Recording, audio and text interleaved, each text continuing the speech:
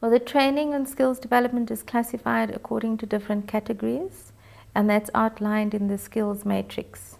So you could have category A, where you are attending university, and then it goes right down to category H, where you are attending training in-house, and it's not accredited, it's just plain training, that you would attend workshops or presentations in-house. So the way the scores are calculated according to your spend, your skills development spend also is also determined by the category of training that you are providing. If you are spending money on category A, 100% of your spend will be taken into account. If you are spending money on category H, only 10% of the money spent will be taken into account. So it is beneficial for companies to send their employees on accredited training programs, value-adding training programs. In the skills matrix, you've got category, as I've said, you've got category A to H.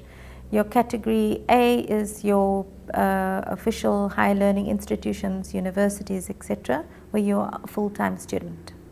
Your category B is where you have a mixed mode delivery, and you would then be working and studying part-time as well. So you would be studying, but at a higher learning institution, at a university. Your category C is where you is structured workplace environment or workplace training, where you have accredited mentors and coaches working with you to upskill you in your work environment.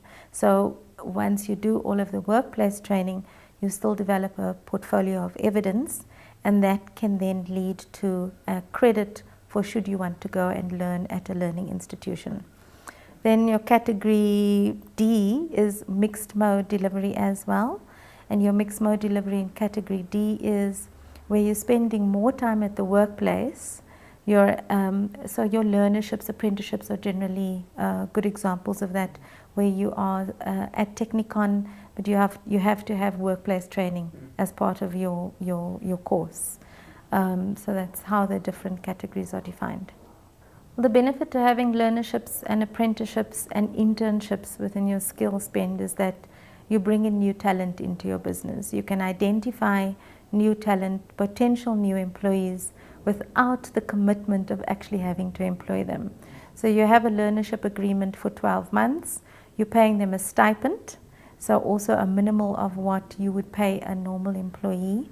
You have none of the other added expenses like medical aid or pension funds, etc. And yet you get to know and understand this potential employee, and know and understand what this potential employee can bring to the business. And if it doesn't work out, the person is let go, or the contract, the learnership is completed, and that is the end of the relationship. So there's no expectation at the end of the year or whatever the period is. So it's a safe journey for the employee. The benefit is also to the company that you can take both the learnerships can add value to your employment equity element, so your employment equity targets, and it can also obviously be counted within your skills development. But you have to have a contract in place. It can't just be a willy-nilly learnership. It must be a full accredited learnership or apprenticeship. The benefit of having the 18.2 learnership within your business is that it's accredited with the CETA.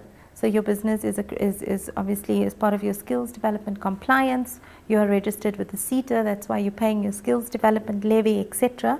And then you apply to a CETA for a learnership. You then get a portion of what you're paying that learner back from the CETA. So if your learnership is approved and your contracts with the CETA are finalized and approved, the company then gets money back from the CETA on the skills development levy that you've paid, and the CETA then pays a portion of your training costs that you spend on your learner whilst he or she is in your employ.